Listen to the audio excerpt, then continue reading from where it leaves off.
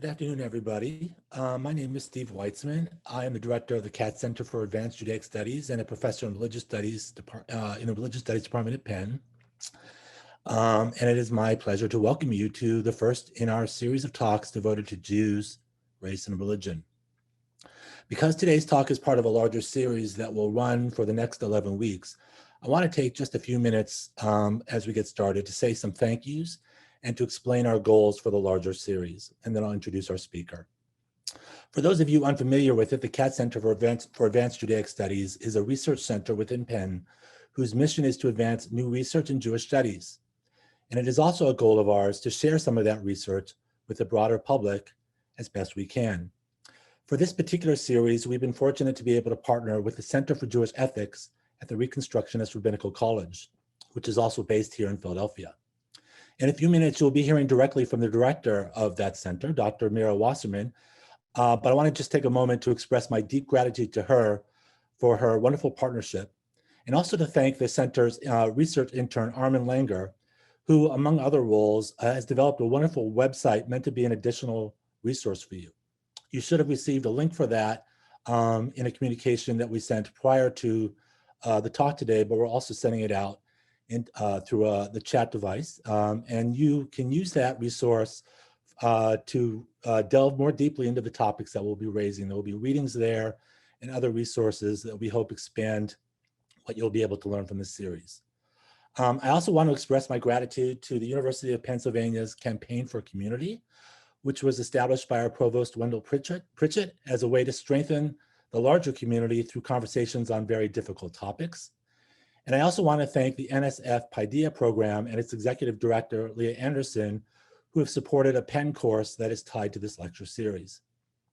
And finally, I want to express my deep gratitude to the Katz Center's own staff for their behind-the-scenes efforts, especially Diana Dennis Walters, who is our events coordinator, Brian Lipscomb, our IT technology support person, Becky Friedman, our communications coordinator, and Dr. Ann Albert, our Director of Public Programs, who you will be meeting later in the program. So let me just say a few words now about our goals for this program. One of the distant ancestors of this series is a conference that happened in Chicago in 1963 that was entitled Race and Religion. That was a very historic conference because it was there that Abraham Joshua Heschel first met Martin Luther King Jr., beginning a friendship that would become so consequential in terms of the role and visibility of Jews as part of the civil rights movement. However, it so happens that Rabbi Heschel did not like the name of the conference, Race and Religion. And in fact, he used his speech at the conference to express some criticism of the title. The problem, according to Heschel, was that to his ears, the title Race and Religion sounded like a contradiction in terms. Religion, in Heschel's view, was about bringing people together. Race, on the other hand, tears people apart. Religion is about recognizing the divine in all human beings, understanding what they share in common. Race generates divisions, conflict, fear, and hatred of the other. Religion is born of the insight that we are all kin to one another. We are all connected with a common destiny, while race makes it impossible to see our common humanity.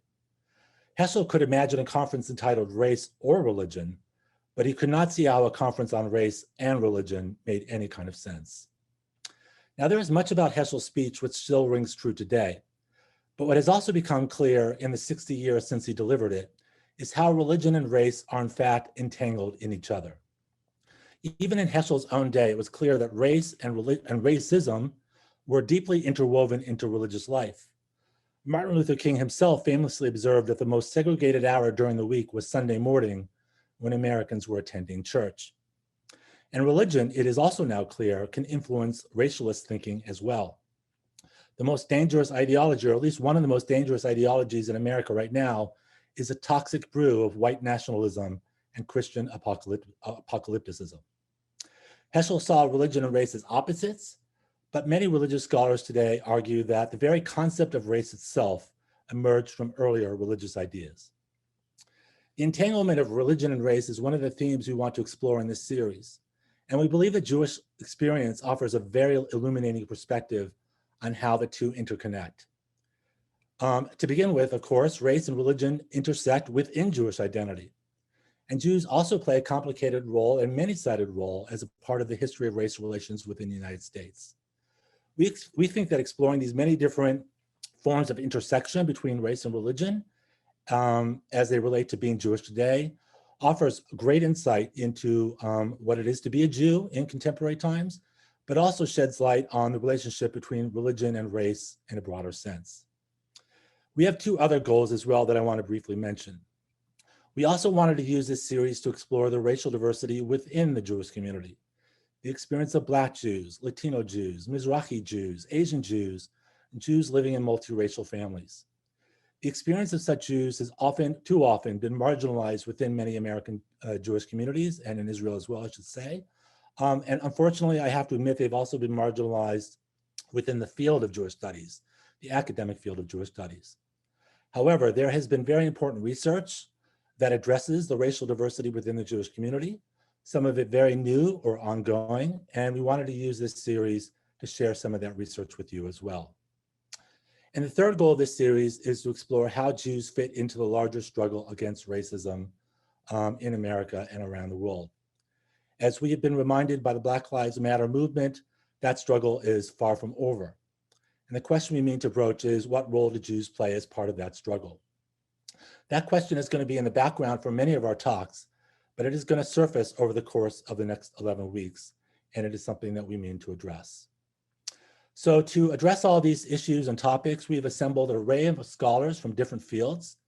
Some are from the field of Jewish studies, others are experts in the comparative study of race and ethnicity, yet others are historians of African-American religious history, sociology, and other fields. And we're delighted that we've been able to assemble such a wonderful assembly of scholars. We are very mindful that there are many topics and many wonderful scholars that we were not able to accommodate within this series. As I mentioned, the website that we've set up, that the Center for Jewish Ethics has set up, has resources that will expand upon what we were able to talk about in the series, but even that is only scratching the surface. We also realize that there is tremendous expertise beyond academia that is not represented at all in this series. The expertise, for example, of activists whose insights come from being on the front lines in the struggle against racial injustice. As research centers, we realized that we were in the best position to bring scholars and scholarship into the conversation. And we can only hope that the sessions and our presenters can add some historical and comparative depth to your understanding of Jewish identity and to how Jews fit into the larger story of race and racism. So those are our major goals. And I just want to say a few more practical things before I introduce our first speaker today. Most of the talks in the series are going to run between 30 to 40 minutes, leaving time for Q&A at the end of the session. Because of my introductory remarks this afternoon, there's going to be a little less time for questions now, but if we don't have time for your questions, what we're going to do is take questions that you pose through the Q&A function of Zoom, and we're going to address some of those questions via that website I've been mentioning to you and for which you have the link. In case you're unfamiliar with the webinar format of Zoom, there is a Q&A function at the bottom of the screen that allows you to submit questions in writing. You can submit questions at any time during the presentation or after. We will do the best to address some of them in the time that we have, and again, we'll address others through the website after the series. I also will introduce, when we get to the Q&A part of the program, I'll introduce Dr. Ann Albert, our Director of Public Programs, and she'll be moderating that part of the program.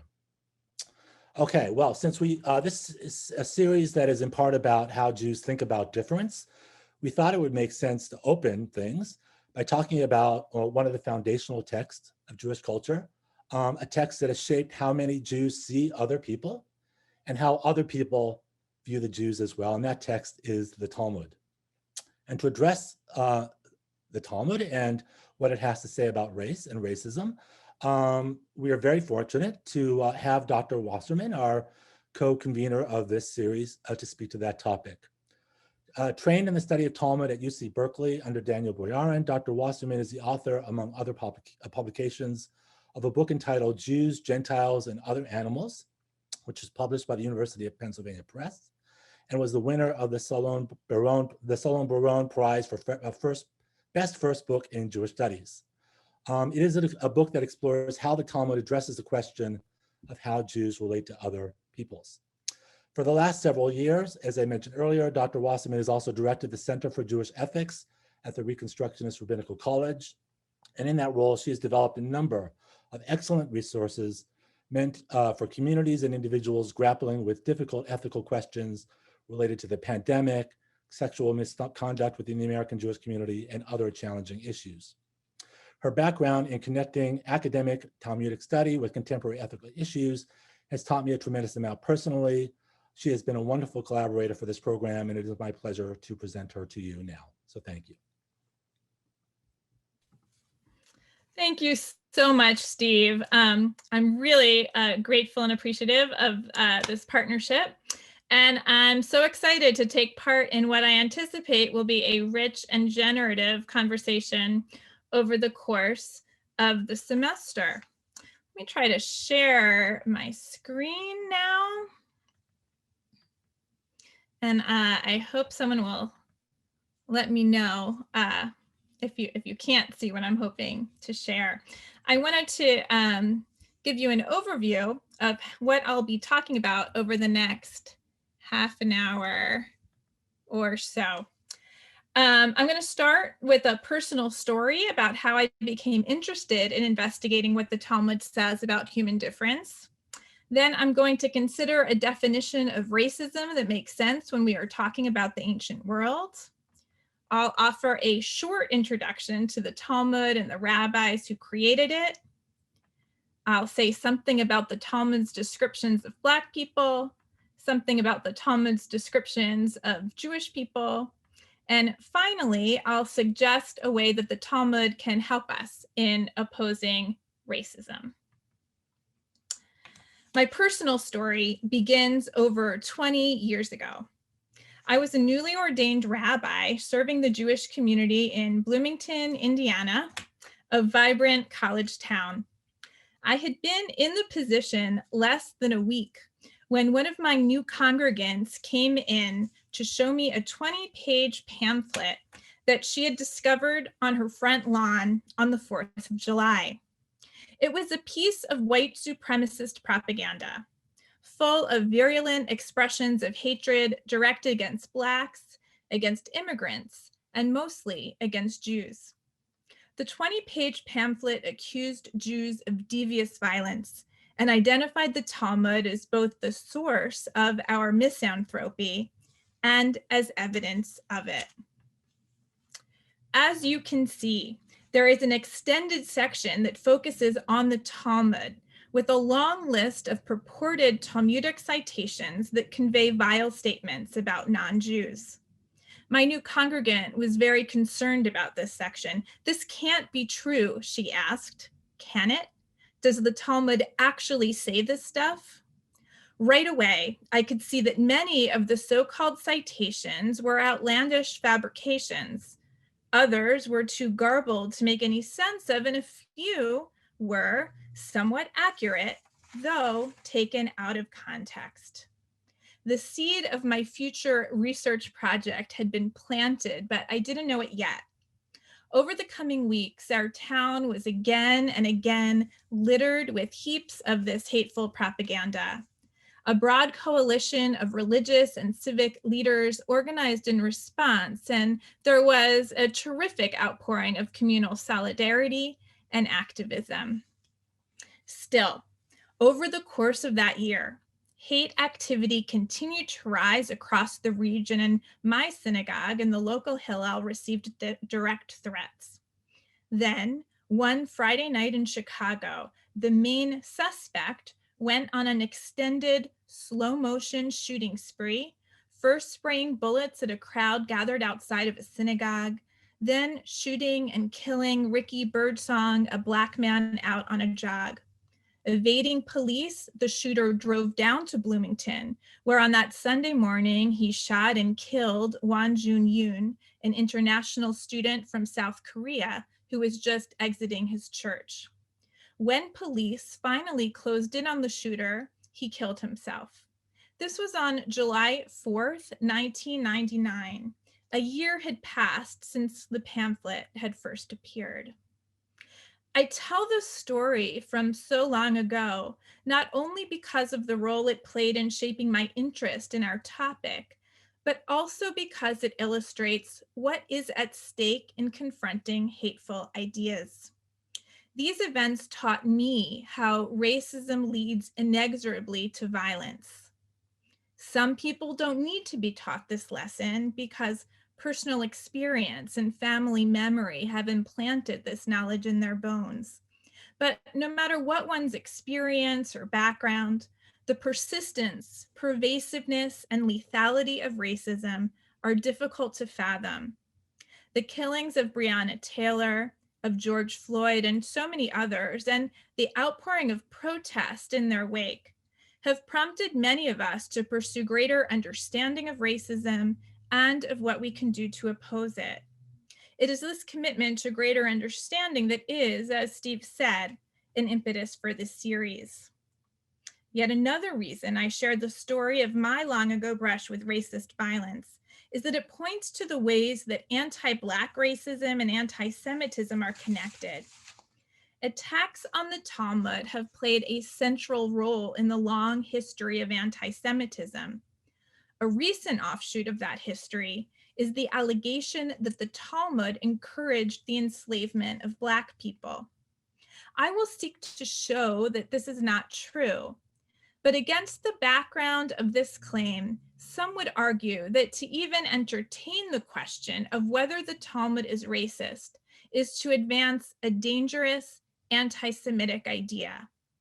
Judgments about the Talmud and its treatments of non-Jews are enmeshed in a tangled history of hatred, victimization, and recrimination that makes this topic hard to talk about. So as I address the question of racism in the Talmud, I will be trying to do two things at the same time. First, I will challenge anti-Semitic traditions about the Talmud that perpetuate hateful ideas about Jewish people.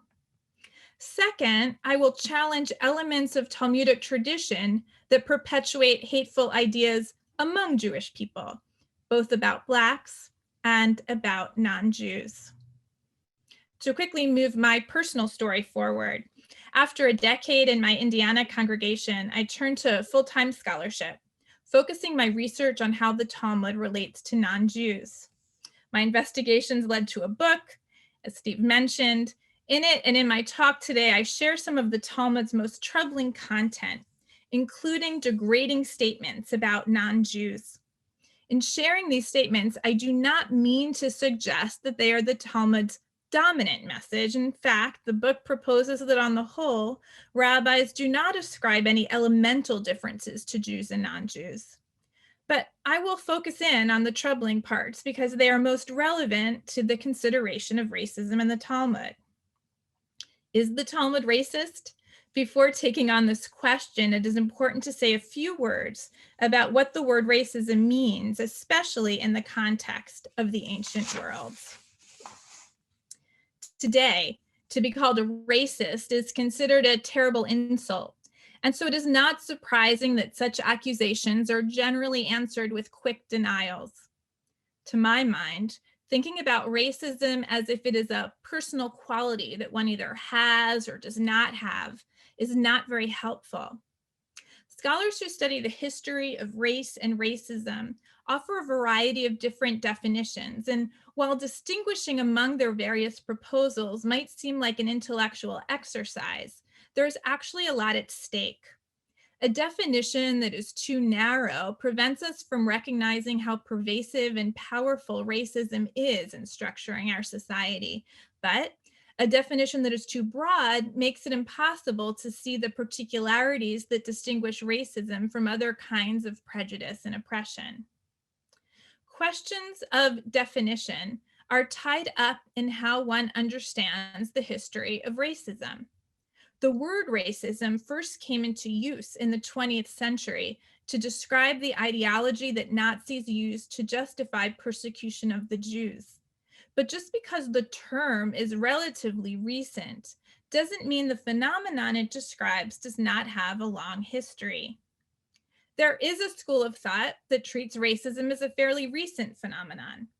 Those who take this perspective point to how new understandings of biology in the late 18th and early 19th century led to the now disproven idea that there is such a thing as biologically distinct groups of humans, races, and that this notion gave rise to racism. But while so-called scientific racism might indeed be modern, treating racism as a new phenomenon cannot help us to understand the ideological underpinnings of colonialism and modern slavery.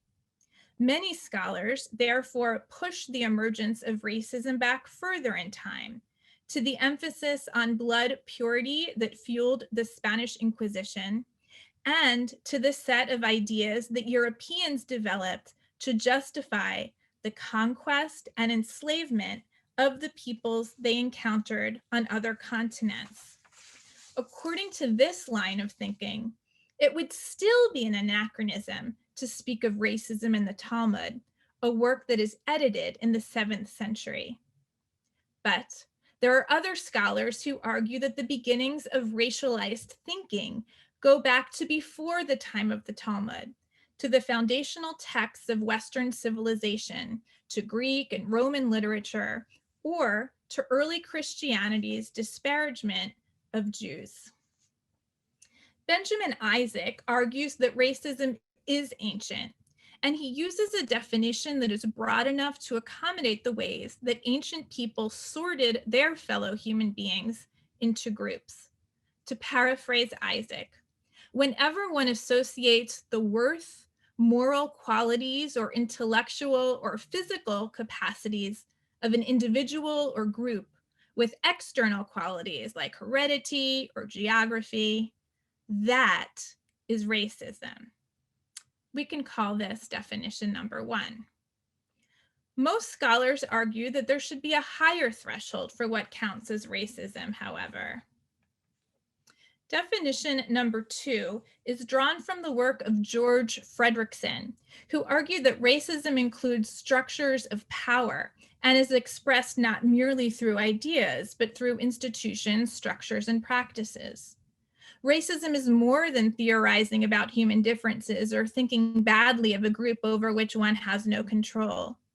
It either directly sustains or proposes to establish a racial order, a permanent group hierarchy that is believed to reflect the laws of nature or the decrees of God. This emphasis on power structures does raise the question of whether the rabbis who created the Talmud ever had enough power in the Roman and Persian empires in which they lived to promote racism. Is the Talmud racist? When we consider this definition, I think it becomes harder to claim that it is, but in a moment, I will share with you some of the materials that give me pause, that make me stop and think about it. Whether we call these Talmudic traditions racist or proto-racist or racism adjacent, they lend themselves to racist interpretation. Studying them is uncomfortable and even painful, but I think it is an important way to shut down the possibility that they can be invoked to do harm. Before we look at some texts, let me briefly introduce the rabbis of the Talmud. Rabbis emerged as a new kind of religious authority after the destruction of the temple in Jerusalem. Experts in the interpretation of the Bible and in a body of laws and practices that were transmitted orally. They collected and transmitted legal traditions on every aspect of life. These legal traditions are organized into the foundational rabbinic work known as the Mishnah. Once the Mishnah was completed, it became the basis for the rabbi's curriculum of higher learning. And later rabbis studied it and expounded on it, adding commentaries and discussions that were eventually shaped into what became the Talmud. The rabbis who lived in the land of Israel created one Talmud, but generally when we talk about the Talmud, we are talking about the Talmud created by Babylonian rabbis, which was edited around 600 CE and became the basis of Jewish practice and higher learning until today.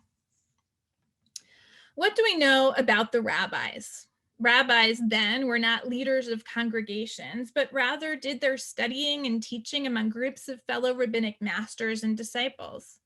They served as judges in arbitrating disputes and in deciding issues of religious practice. Unlike rabbis today, they were all men, but they were otherwise a pretty diverse group. Some of them came from priestly families, the old elites. Some were landowners, some were artisans, and some were quite poor. Most were married and had families. We also know a little bit about what they looked like. I thank Armin Langer, the rabbinic intern at the Center for Jewish Ethics, for bringing the following text to my attention and for doing so much to unpack its implications. And we've put in the chat a link to a source sheet. So if you want to see any of the text that I'm sharing in translation in the original languages, you can find it on the source sheet there. This text comes from the Mishnah, from a discussion on a rather arcane subject, how to identify and diagnose different kinds of skin blemishes that the Bible considers impure. The bright spot on a German appears dull, and the dull spot on a Cushite appears bright. Rabbi Ishmael says, "The children of Israel are like boxwood, neither black nor white, but of an intermediate shade." The Mishnah here discusses how different shades of skin complicate the work of diagnosing different kinds of blemishes. The Mishnah identifies a spectrum of skin colors, from the light skin of the German to the dark skin of a Cushite or Ethiopian. Along this spectrum, Rabbi Ishmael describes the skin of Jewish people, the children of Israel, as of an intermediate shade, comparing it to the bark of the boxwood tree. The Mishnah makes clear that this intermediate skin color is what the rabbis took to be the norm. They don't know how to identify skin blemishes except on skin like their own, medium brown. This text thus points to an important way in which our world is different from the world of the rabbis. Jews today come in all colors in the US and around the world. There are Black Jews, white Jews, brown Jews, but for the rabbis, the pale skin they identify with Germanic tribes is exceptional, as is the dark skin they associate with the African kingdom of Kush. They take brown skin to be the Jewish norm. Another important aspect of this text is that it confirms that the rabbis had no concept of race based on skin color.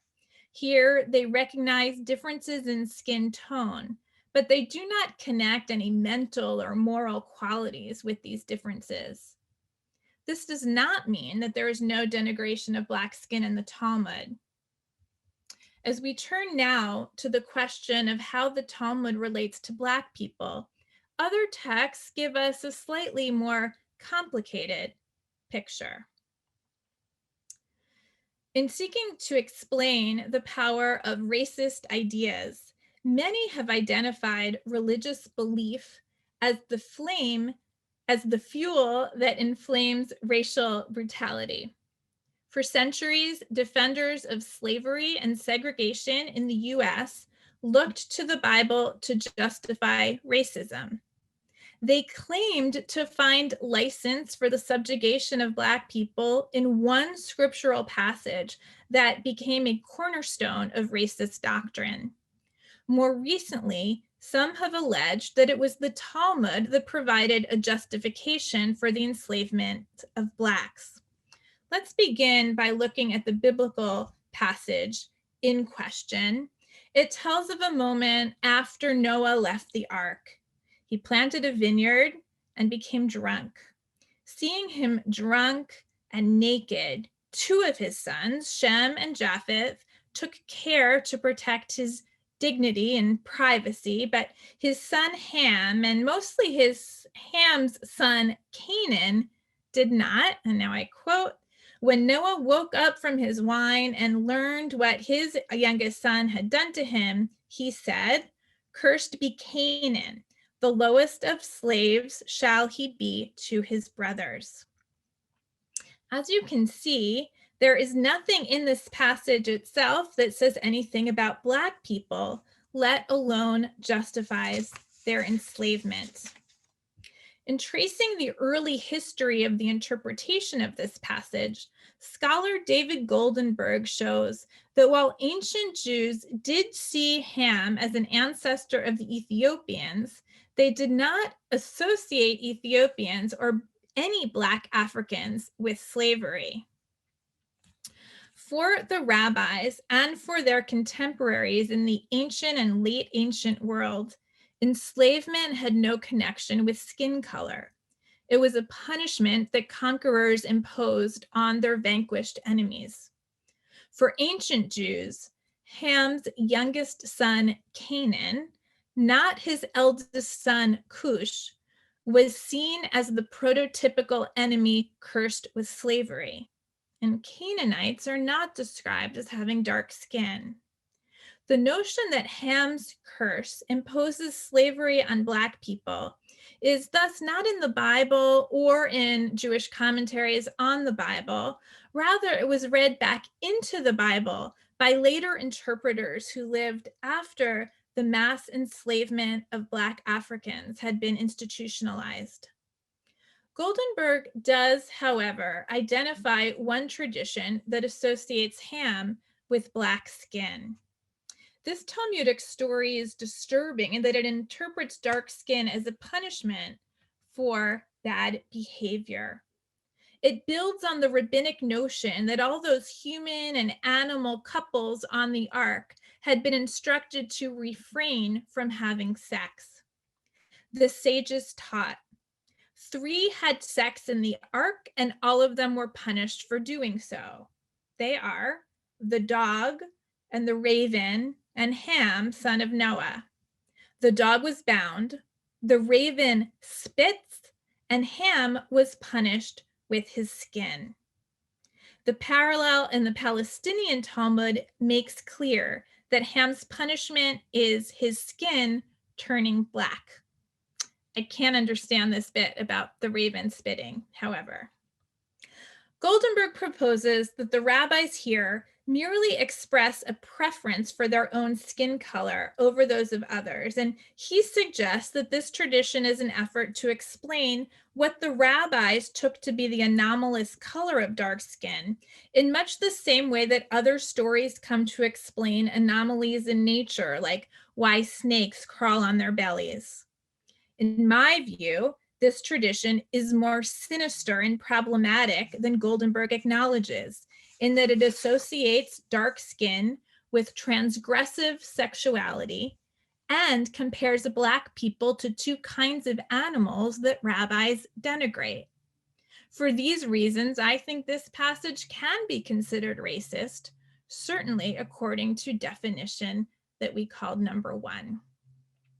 This tradition notwithstanding, Goldenberg is right, however, that denigrations of Black people are few and far between in the wide expanse of the Talmudic library.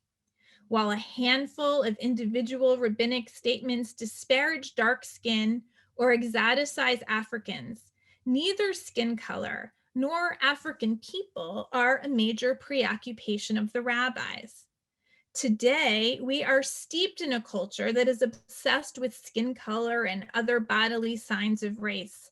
All of us have been trained in unspoken rules to notice certain qualities of people's bodies and classify people on that basis. The rabbis also had rules for drawing boundary lines of identity and difference, for distinguishing insiders from outsiders, their own group from others. But their unspoken rules were different. The rabbis of the Talmud were keenly interested in one social boundary above all, and that is the boundary that distinguishes Jews from non-Jews.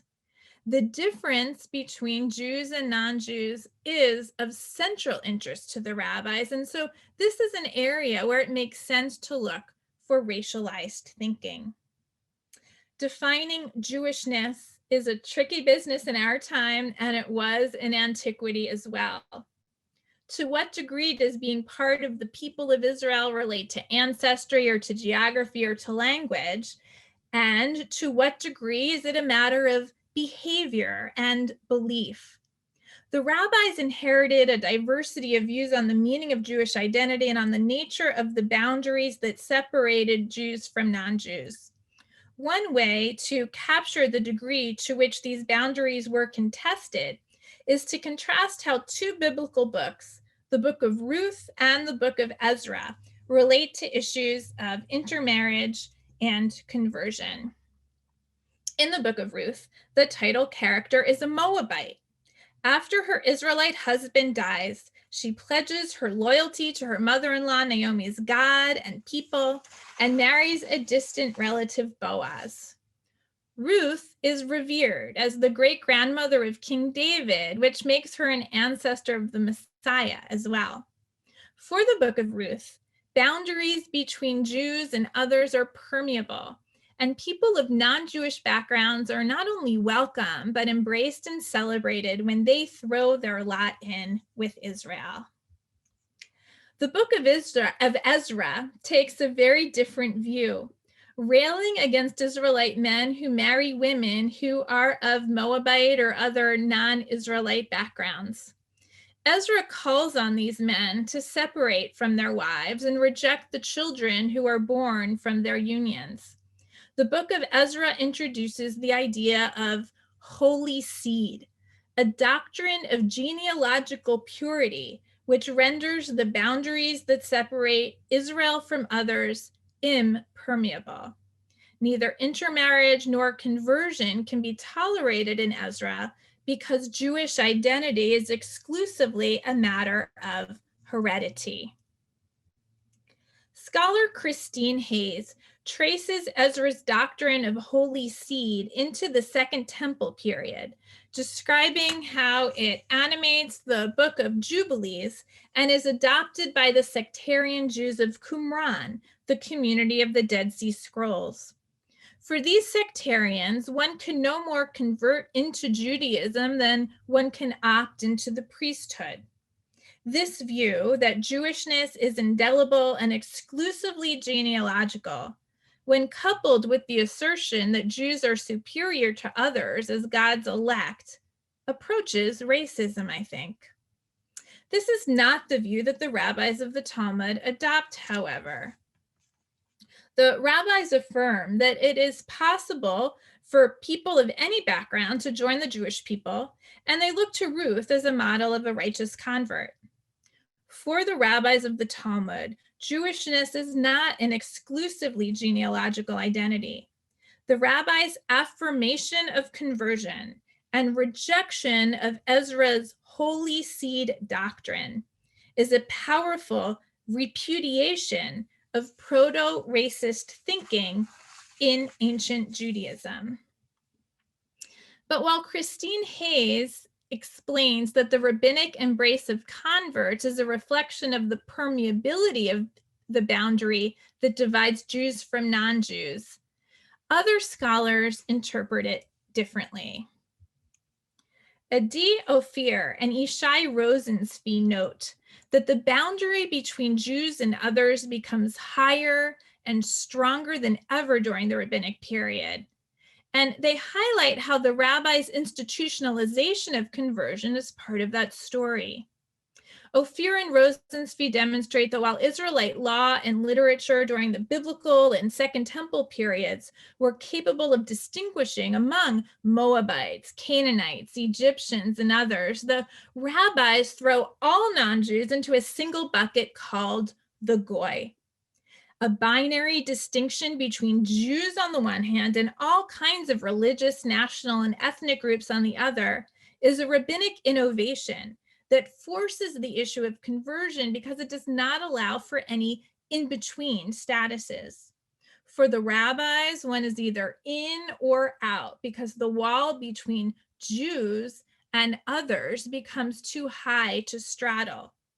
While this difference between Jews and others is not strictly genealogical, sometimes the Talmud seems so invested in the boundary that it would seem to deny non-Jews a full measure of humanity altogether. Time will allow but a single example. And so let me share a passage that I first encountered on that piece of anti-Semitic propaganda that I showed you. Though this tradition is cited within the Talmud, it first appears in an earlier rabbinic work, the Tosefta. The passage begins by laying out 7 fundamental norms for human society, the Noahide laws. The children of Noah were commanded with regard to 7 commandments: laws or courts, cursing God's name, idolatry, sexual transgression, bloodshed, theft, and limbs from a living animal. The Tosefta here lays out 7 core commandments, mostly prohibitions, that it considers binding on all people, on all the descendants of Noah, including prohibitions against murder and theft. At first glance, this teaching looks like an early expression of rabbinic universalism, and indeed, many thinkers have interpreted the Noahide laws in just this way. But as the passage continues, the earliest layer of commentary takes a starkly particularistic turn. And concerning bloodshed, in what manner is a transgressor culpable? A non-Jew against a non-Jew and a non-Jew against a Jew is liable. A Jew against a non-Jew is exempt. And concerning theft, in what manner is a transgressor culpable? A non-Jew against a non-Jew and a non-Jew against a Jew is prohibited. A Jew against a non-Jew is permitted.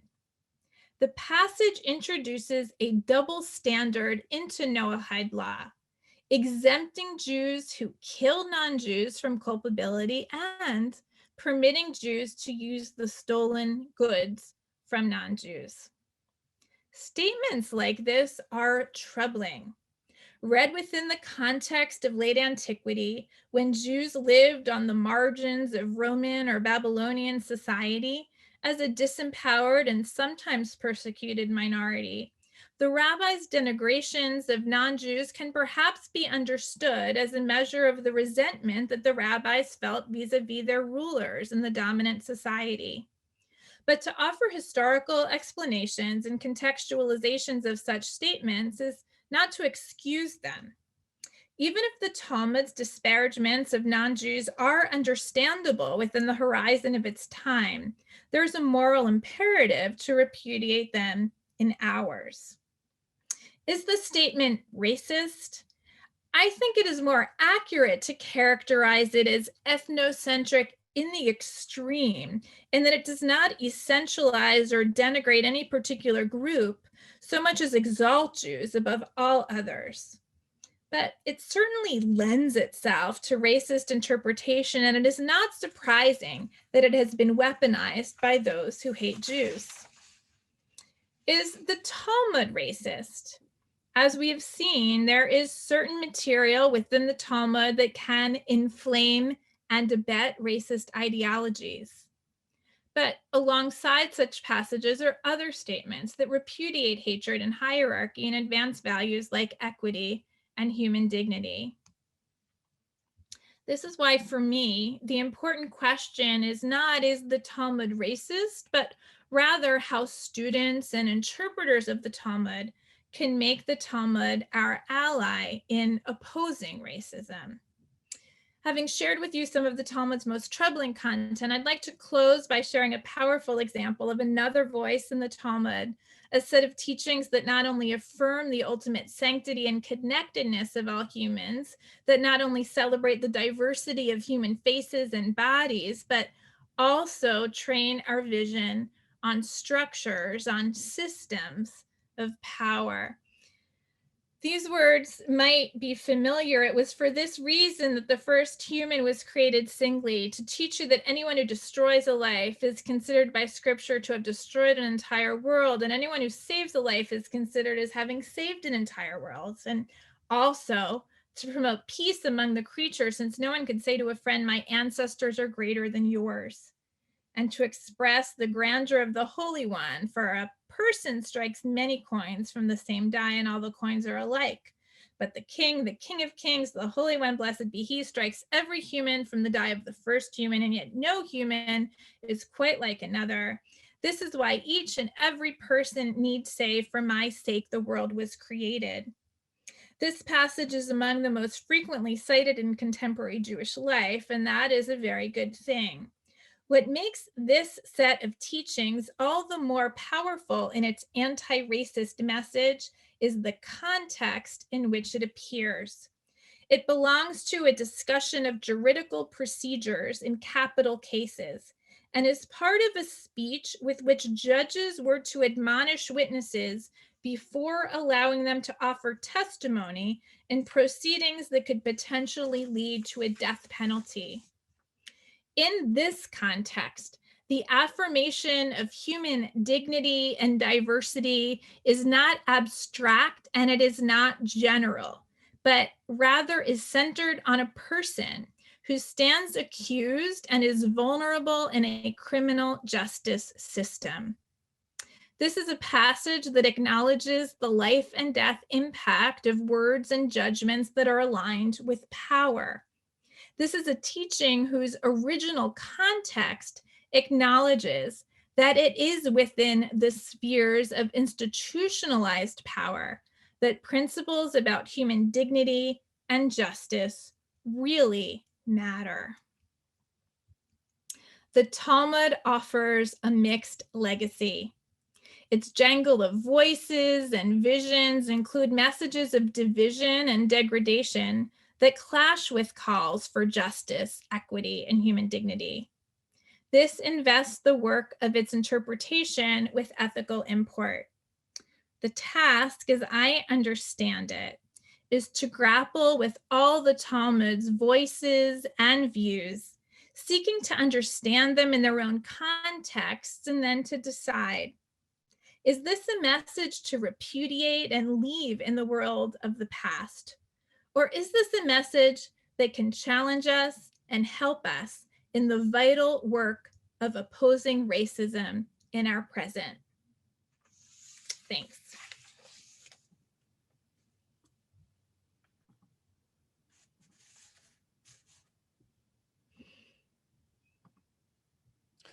So thank you so much, Dr. Wasserman. You gave us a lot to think about. So we don't have that much time for questions today, but I want to make the most of the time that we do have. And I want to welcome to the virtual stage Dr. Ann Albert, who's the Director of Public Programs for the Cat Center. I'm going to lead off with one question, and then Anna's going to follow up with a few questions that you've submitted. And I just want to remind everybody, you can use the Q&A function at the bottom of the screen to submit questions. And if we don't have time to, we're certainly not going to have time to address every question today, but we will address a few of them via the website that to which we've sent you the link. So Dr. Wasserman, thank you so much. One question I have is, granted that there's components of the Talmud that can be understood as racist, there are other components of the Talmud that can be considered anti-racist. One might argue that the fundamental problem is the very concept at the very heart of Judaism, that there's a fundamental distinction between Jews and others, and that Jews have some kind of privileged status versus others. And it's really that kind of binary thinking that is that, if you think about it, it's something that lies at the core of racist thinking as well, that there's a self and an other, and the self is somehow superior to the other. So given how important that binary is for Judaism between Jews and non-Jews, do you think that's a problem for Judaism, or is there another way to understand this binary that doesn't make it kindred to kind of racialist thinking? Well, that's a big question.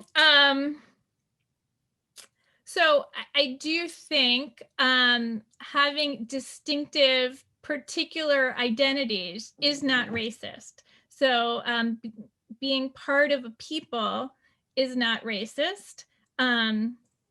When Jewish people are proud to be Jews and identify with a culture apart from another culture, I don't think that's inherently racist.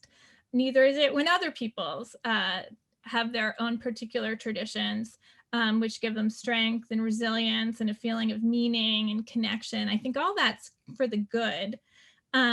I do think it's helpful not to think in terms of a binary so much as sort of a rainbow or an assortment of different peoples, all deriving their own distinctive meanings and their own distinctive traditions. So I think moving away from a binary and recognizing the full diversity of human cultures is a good way for Jews to go.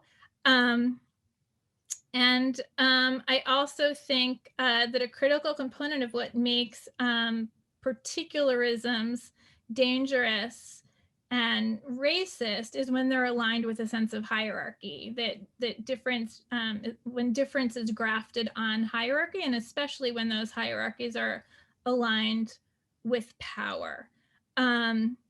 So I want to be really clear that when, the Talmud was being developed, the political situation for Jews was much different than it is today.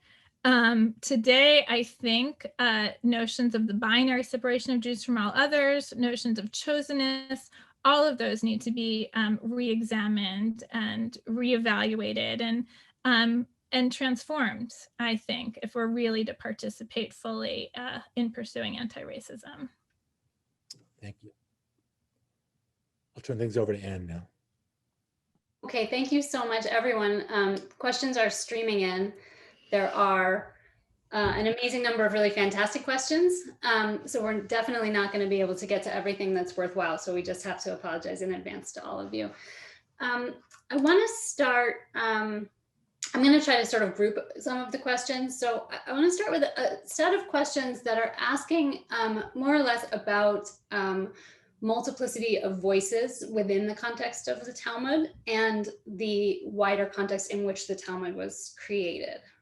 So one person is asking, Richard asks, if you can talk about the difference between saying the Talmud says and identifying individual voices that are recorded in the Talmud, but might not even necessarily be accepted by their peers in the moment.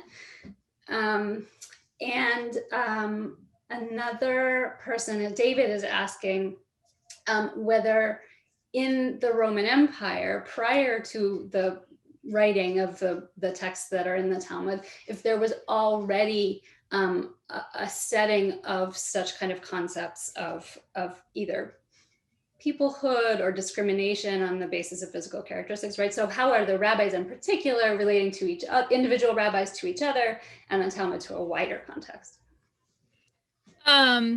Okay, I might have lost a piece of that, but let me address I think the second question first. And I think the Goldenberg book that I mentioned is very helpful here. He suggests that the way, in a lot of ways, the way Jews are regarding other groups in their time is the way other groups are regarding each other in their time.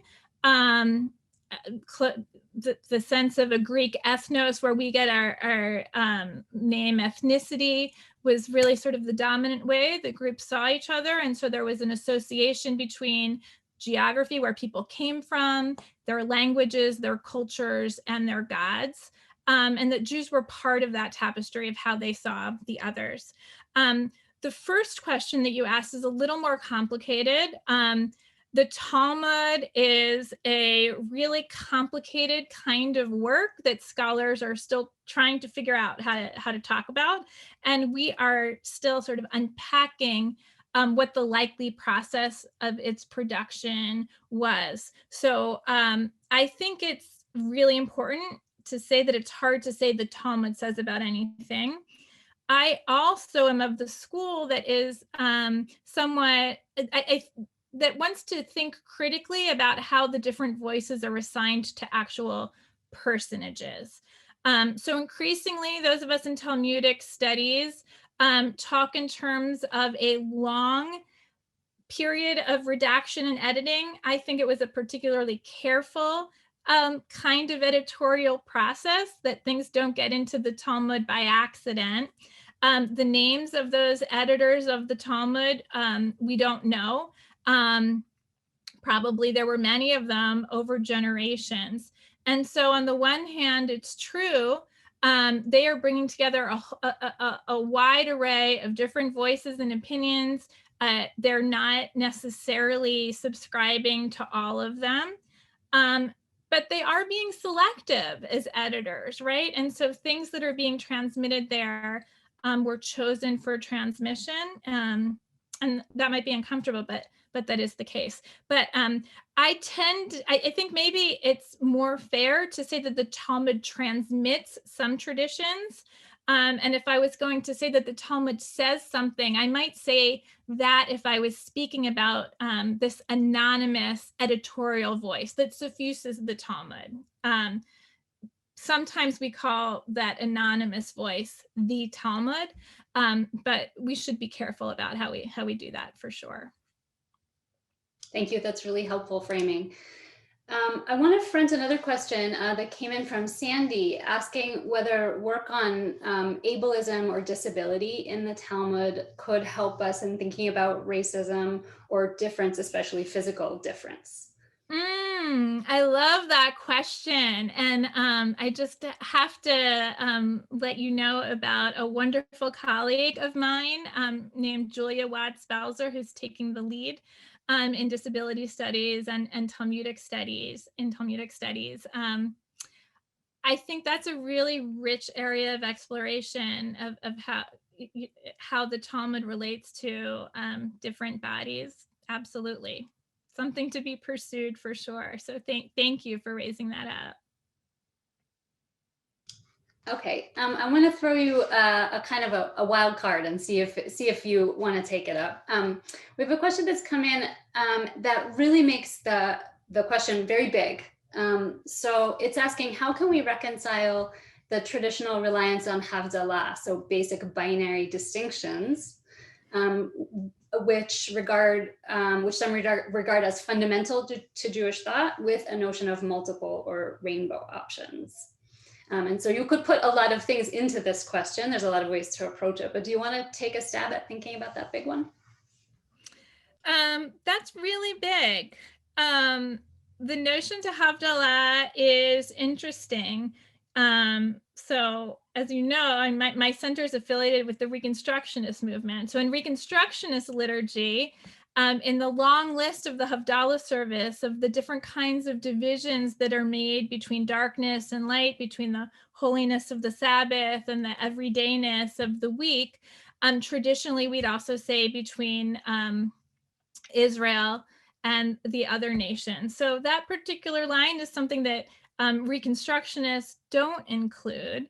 I think it's possible to for those who maintain the traditional liturgy, to think critically about it and generate new interpretations. How to do that is a really, really big question. But I think a starting point is to just problematize it, frankly, to not take for granted the way that binary thinking leaks into social relationships. It moves from liturgy into community in ways that I think the first step is to be aware of, that. And I've been thinking a lot about pedagogy and how we educate children. So this is just a chance to say, I think I've told myself, and I remember being taught as a child, I've been thinking about this old midrash about how when God was looking for people to give the Torah to, all of these different peoples said no, and the Jews said, we'll take it. We want the Torah, give it to us, which is a really interesting take on changing chosenness, not that into choosing, right? But if you look at that actual tradition, it's so troubling, and that it actually names the different groups that say no, suggesting that, oh, the Ishmaelites, they steal. So they said no, they couldn't accept it. So I think we actually need to do a thoroughgoing review of the texts that we use in our practice, in our teaching, and think about if they're actually, out of the vast, vast library of Jewish teachings, if the ones that we are teaching are the ones that we want to build our ethics around. Fantastic. So with Steve, do you want to take one more, or are we out of time? We're out of time, so I'm going to just say one concluding remark because we need to stop at 2:30 promptly every week. But I wanted to, first of all, thank Dr. Wasserman so much for, within the space of a half an hour, sharing so much insight with us. And I want to thank our audience for joining us today. And I certainly hope you will continue on with us. There's a whole here that is greater than the sum of the parts. And I think that will only emerge if you stick with us. Next week, we're going to be turning to another sacred text, as it were, but a modern one. And this is Alex Haley's Roots, the novel Roots, which was published in 1976 and has had a very large impact, not just on how race is viewed in terms of black and white, but it's also had an impact on how Jews in America think about race. So I hope you'll join us for that one. And again, I want to close by thanking Dr. Wasserman for a great presentation. Thank you all.